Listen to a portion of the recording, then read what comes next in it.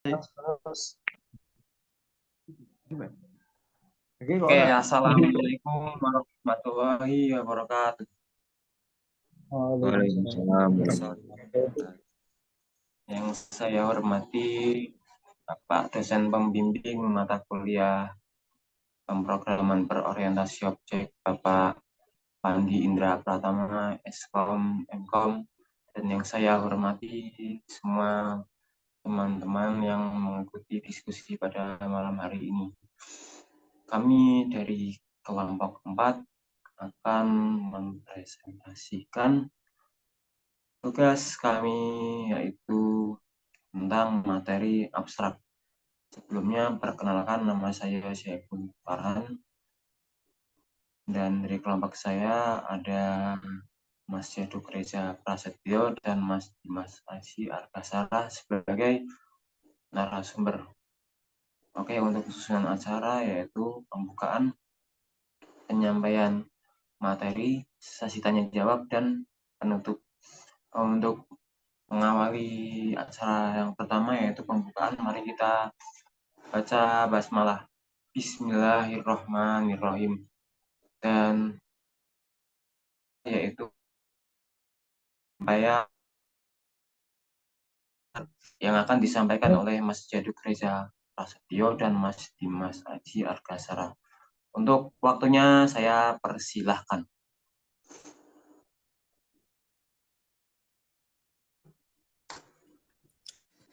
Assalamualaikum warahmatullahi wabarakatuh. Di sini saya akan menyampaikan materi tentang abstrak. Ada 3 materi, yaitu penjelasan teori, analogi,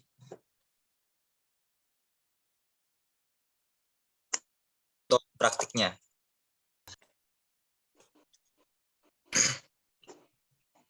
Untuk penjelasan teori, kelas abstrak adalah kelas yang masih dalam bentuk abstrak. Karena bentuknya masih abstrak, dia tidak bisa dibuat langsung menjadi objek. Sebuah kelas agar dapat disebut kelas abstrak tidaknya memiliki satu atau lebih metode abstrak. Ada beberapa hal penting untuk Anda ingat tentang abstrak kelas Java, yaitu 1. Abstrak kelas harus dideklarasikan dengan kata kunci abstrak. Abstrak kelas dapat memiliki metode abstrak dan non-abstrak. Abstrak kelas tidak bisa dipakai. Abstrak kelas dapat memiliki konstruktor dan metode statis juga. Terakhir, abstrak kelas dapat memiliki metode akhir yang akan memaksa subkelas untuk tidak mengubah isi metode. Untuk selanjutnya yaitu format sintaks abstrak. Format pembuatan yaitu abstrak kelas, dalam kurung nama kelas. Untuk contohnya abstrak kelas animal.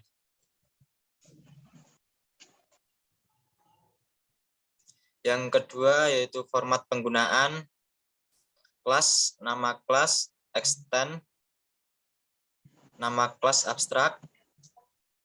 Untuk contoh yaitu kelas cat extend animal. Untuk selanjutnya yaitu tentang analogi. Contoh abstrak kelas seperti gambar di bawah, yaitu menambahkan keyword abstrak sebelum nama kelas.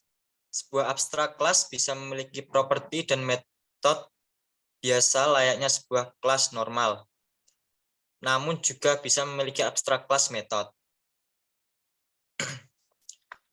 Untuk contoh abstrak metode yaitu jika sebuah metode dinyatakan sebagai abstrak metode, maka kita tidak perlu membuat isi metodenya, tetapi hanya signature dari metode tersebut. Signature terdiri dari nama metode dan parameternya, jika ada. Untuk selanjutnya, bisa dilanjut oleh Mas Jaduk Reza. Silahkan, Mas. Ya, saya akan melanjutkan dari Mas Dimas. Selanjutnya adalah contoh praktiknya. Satu, membuat proyek baru di NetBeans dengan nama bebas. Dua, setelah itu pada develop packet buat kelas baru bernama shift dan isi kodenya sebagai berikut. Public abstract class shift, kurung buka string colors, void set colors dalam kurung string color, terus this dot color sama dengan color, dan seterusnya yang berada di WebDB ini. Yang ketiga, berikutnya buat kelas turunan dari kelas set, yaitu public class, declared extensive, kurung buka private float base, private float hex, public stringlet dalam kurung integer base, integer hex, dan seterusnya. Nomor 4, setelah itu buat satu lagi turunan dari kelas set, yakni circle, seperti yang ada di PPT visual screen ini. Yang kelima dan yang terakhir, buat kelas main untuk mencoba membuat objek dengan kelas yang sudah dibuat seperti yang di PPT. Dan yang keenam adalah hasil outputnya. Dan sekian dari pemaparan materi ini, saya kembalikan ke moderator. Baik, terima kasih atas penjelasannya oleh narasumber. Oke, acara yang selanjutnya yaitu sesi tanya jawab. Untuk semua peserta yang ingin bertanya, saya persilahkan. Saya izin bertanya, Mas. Ya, mungkin pertanyaan saya bisa dijawab oleh salah satu dari kedua narasumber. Pertanyaan saya, dengan segala kelebihan yang didapat ketika menggunakan kelas abstrak, apakah ada konsekuensi atau kelemahan yang akan kita dapatkan juga? Itu, Mas.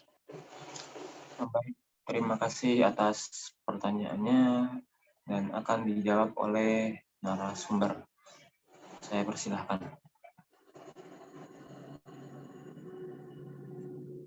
Saya akan menjawab pertanyaan dari Mas Farid.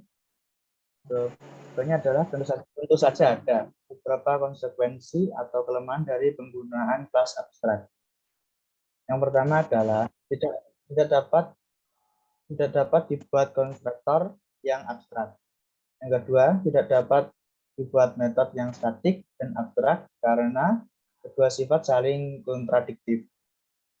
Yang ketiga, kita tidak diizinkan membuat metode yang privat dan abstrak karena kedua sifat ini juga saling kontradiktif. Itu penjelasan dari saya. Terima kasih.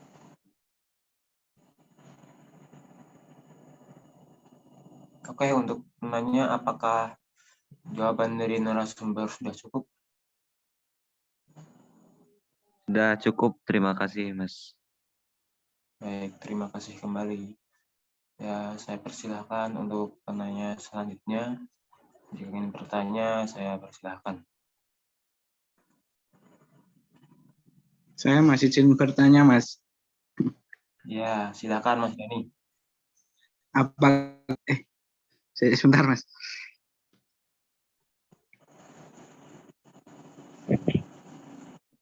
Ya, baik, Mas.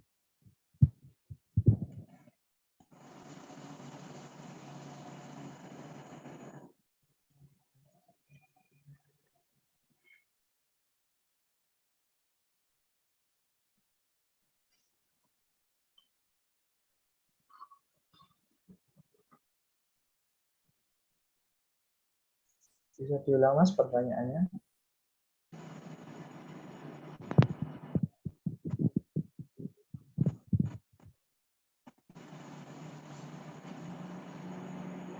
Silakan Mas Dani untuk pertanyaannya bisa diajukan. Ada suaranya kah, Mas? Ya, ada suaranya Mas. Apakah abstrak dan abstraksi itu sama?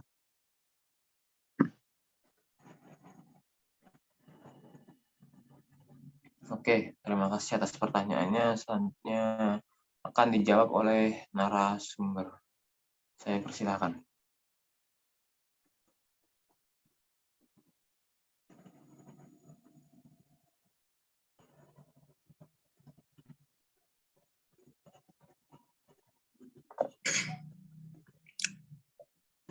Abstraksi, abstrak dan abstraksi.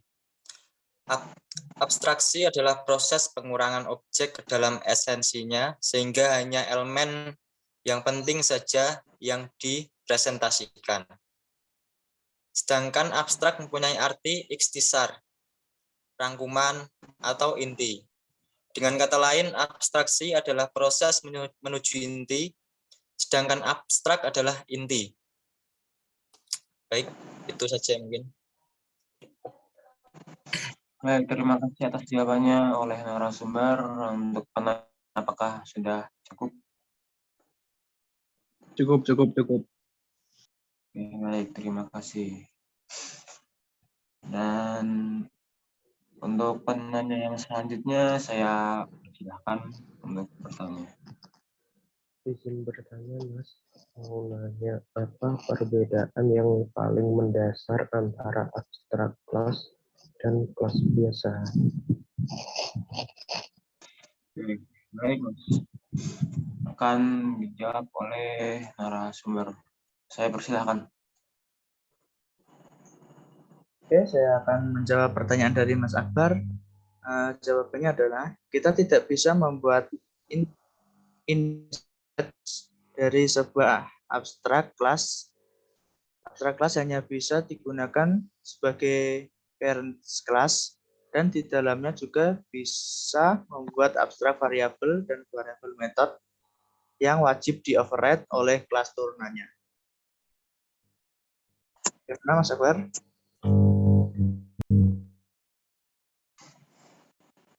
Baik, Mas. Terima Baik, terima kasih. kasih. Oke, yang selanjutnya yaitu penanya yang terakhir. Saya persilahkan. Sebelumnya izin bertanya, apa itu Ya, metode silahkan. abstrak? Terima kasih. Baik, terima kasih kembali. Saya serahkan kepada narasumber. Waktunya saya persilahkan. Baik, metode abstrak adalah metode yang tidak memiliki implementasi atau tidak ada bentuknya.